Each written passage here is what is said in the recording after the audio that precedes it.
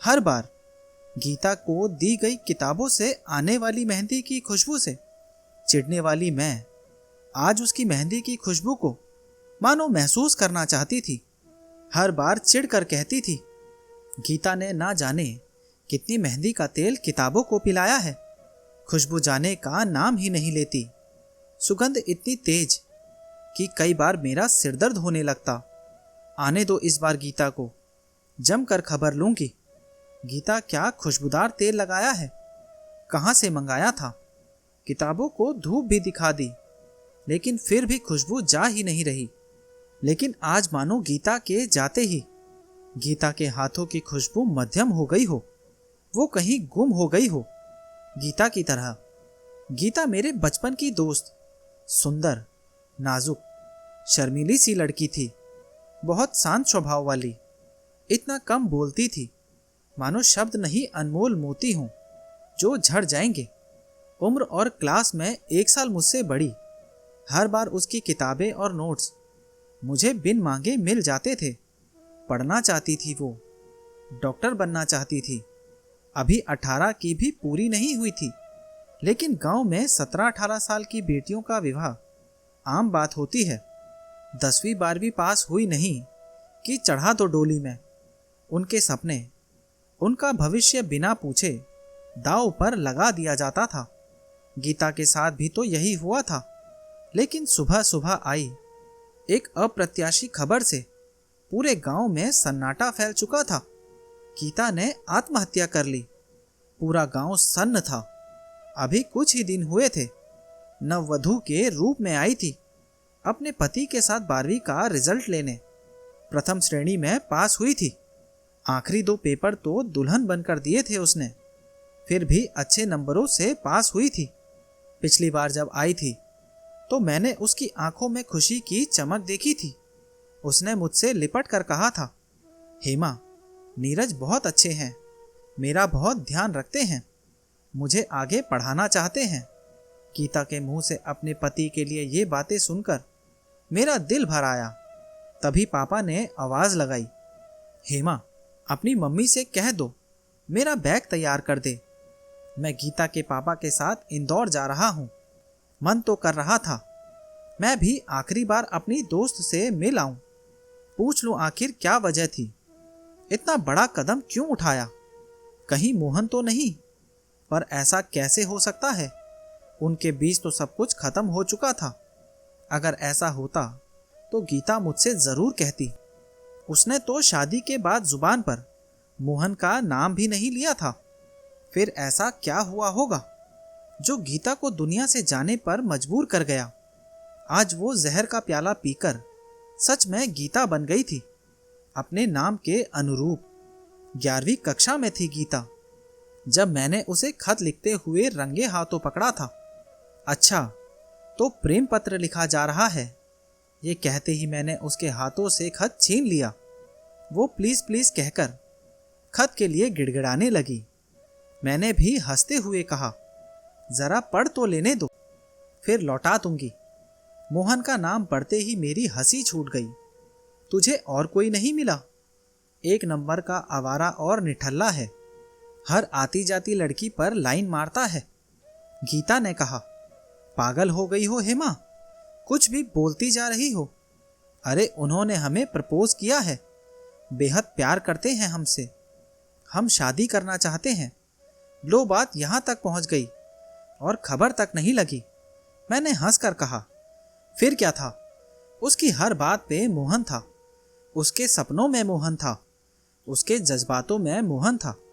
हर रोज उसे प्यार से खत लिखती और मैं कहती, पागल मत बन गीता, अपनी पढ़ाई पर ध्यान दे। ये महज आकर्षण है, कोई प्यार व्यार नहीं। मगर गीता कहाँ सुनने वाली थी। उसके दिए गुलाब की सूखी पंखड़ियों को भी अपनी किताबों में संभालती रही। समय बीतता गया। एक दिन गीता के लिए एक अच्छे परिवार से रिश्ता आया। लड़का LLB के अंतिम वर्ष की पढ़ाई कर रहा था। लड़के के पिता भी वकील थे। लड़का भी देखने में अच्छा था। फिर क्या, गीता के पिता ने आनन फानन में रिश्ता तय कर दिया। मैंने गीता से हंसते हुए कहा, लो जी, आखिर नीरज को देखकर फिसल ही गई।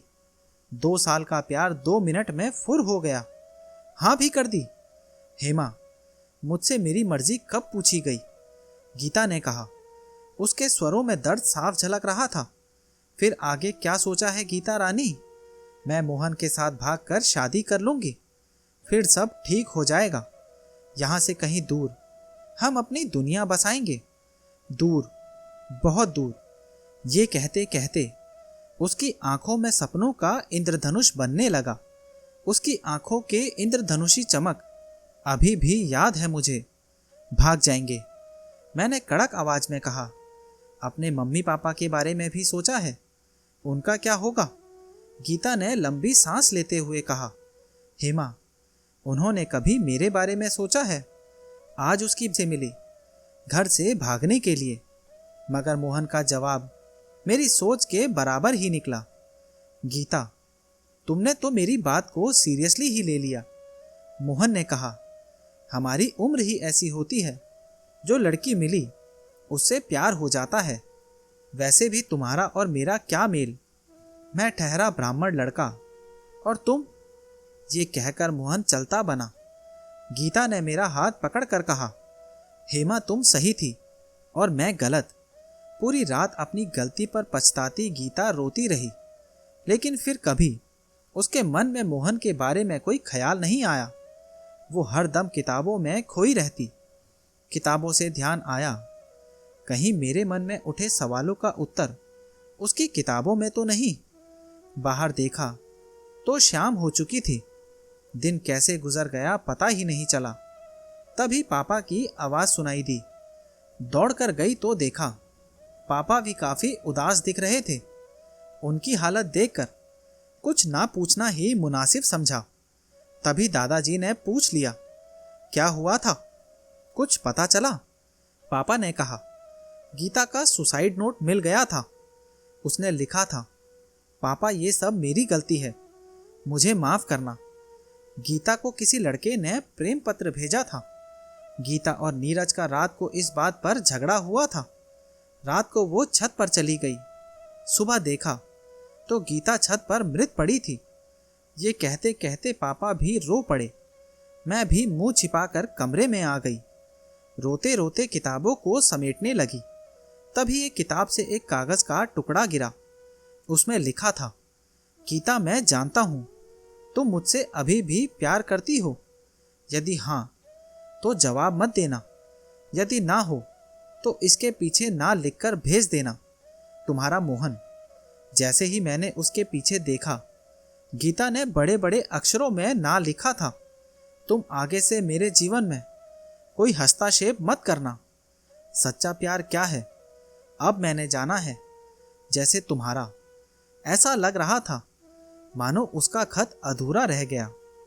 काश अधूरा ही सही, पर गीता ये खत मोहन तक पहुंचा देती तो गीता तुम आज हमारे साथ होती, हमारे पास। तो दोस्तों, ये कहानी आपको कैसी लगी और इस कहानी के बारे में आपकी क्या राय है, नीचे कमेंट बॉक्स में ज़रूर बताना। और अगर अभी तक आपने चैनल को सब्सक्राइब नहीं किया है तो सब्सक्राइब कर लेना।